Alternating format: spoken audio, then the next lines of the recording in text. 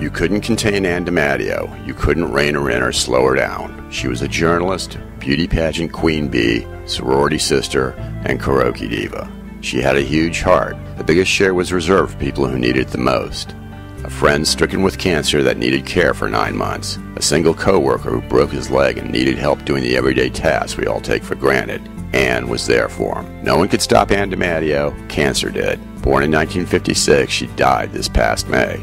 Her nurses said Ann set a new standard for fighting. Ann didn't stray far from her roots. Her legacy will be 34 years as a bee reporter for the New Haven Register, covering her hometown of Hamden and nearby North Haven.